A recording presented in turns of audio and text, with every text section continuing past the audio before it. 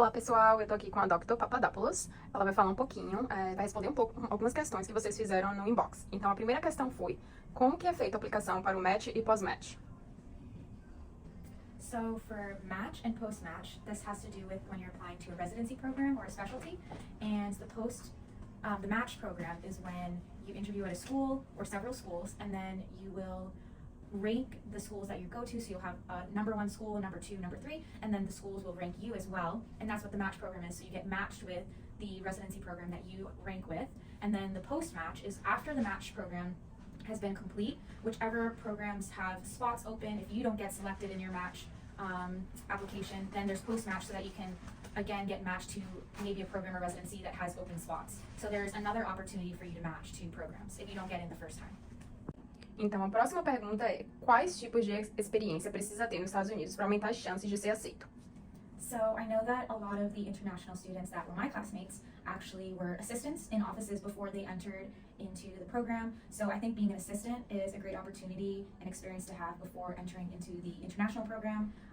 Maybe even just shadowing is a great experience as well. Research, anything in the dental field will give you a good point on your resume. So anything in the office. A próxima pergunta é as diferenças e opções para validar o diploma nos Estados Unidos. So I think there's two ways that you can validate your license in the US. There's the international program, which is 2 years. So basically you're in the dental school with other dental students from the US, and you're in the pre-clinic with them. You're learning all the classes that a typical dental student would learn, but you're entering in during their second year. So you're doing the last 2 years of dental school.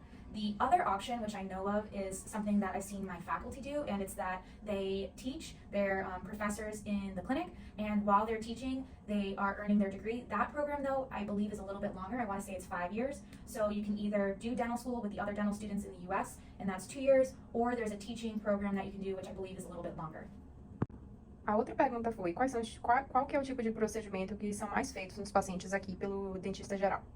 So some of the most common procedures that I have done in dental school and since I've left have been crowns and fillings. There were a couple of patients that I've done dentures for and partial dentures, but I think there have been way more fillings that I've done and crowns. That's just what is more needed. And there are still patients that have dentures and need root canals and partials, but I think majority are just crowns and fillings. A próxima pergunta vai ser, vale a pena todo investimento? So I think this is a very personal question, but obviously I think it's worth it. If dentistry is something that you love and you have passion for, putting in all the sacrifices, there's no question to it. It's going to be worth it for you in the end. I mean, I personally love dentistry. I love helping people. So that's also the thing. You have to make sure that it's something that you really love, and that's why you should shadow. Make sure that, you want to be in dentistry before you get into it so that it is worth it for you. And then when you make that decision, the rest will be easy, because even though you are making sacrifices, it will be worth it for you because it is your passion and it is what you want to do. A próxima pergunta vai ser, quais especializações são válidas nos Estados Unidos? So there's now 12 specialties. There were only 9 or 10 when I started dental school, but the specialties are pros, endo, perio, oral surgery, pediatrics. Then you have pathology, radiology, public health, anesthesiology, and the last one, endo. If I didn't say that before, it was endo. Endo, okay. So the most recent ones are anesthesiology, public health, and then some of the other more recent ones are oral radiology and oral pathology. And oral medicine is also another of the more recent specialties. Então, a próxima questão foi, o processo para entrar nas residências após validar o diploma exigem publicações acadêmicas ou PhD? So I believe you can enter into residency coming from an international program. However, if you want to practice in the US without being in a school, you do have to get that dental degree either doing the 2 program, international program, or the teaching a 5-year program. So you can come to the US, get a specialty degree, but then you do have to do the DMD degree as well. You do not have to do a PhD to get into the residency program. So you can either do the 2-year program and then enter residency, or you could do your residency program first, do your specialty, and then get your DMD in order to practice. Sobre a licença limitada. So for a limited license, I believe you just have to work under some sort of institute.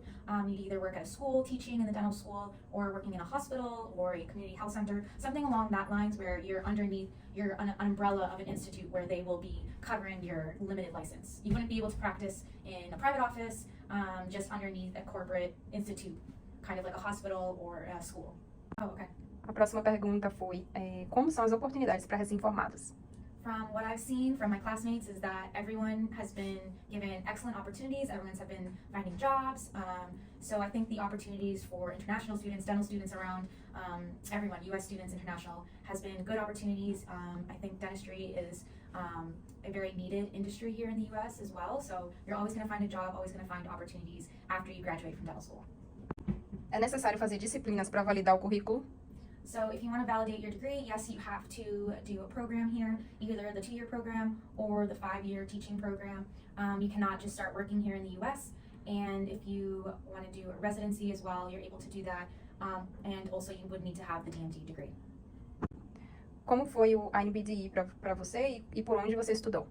So for me, the board exam was pretty straightforward. I just used my notes from the first 2 years of dental school, and a lot of what we learned in lectures and in class was seen also in the exam. So for me, I was just using my knowledge from the last 2 years of dental school, but I also used online programs. There's the INDBE bootcamp. You can also use YouTube. If you just YouTube the INDBE different sections, you can find YouTube videos that have detailed lectures on the board exam. But if you do well in dental school and you take notes and you study hard, then the board exam should be pretty straightforward, and you always have the online resources as well. Qual o caminho que você fez? Você fez international ou você fez como estudante regular americano fez? So I am a US resident. I grew up and was born here in the US. So I did 4 years of college, and then I did a master's program, and then I did 4 years of the dental school. É difícil conseguir emprego? So no, it's not hard to find a job. I'm pretty sure all of my classmates were able to find jobs. As long as you're looking online and applying, you should be able to find a job. It's not difficult when you graduate from dental school. So yeah.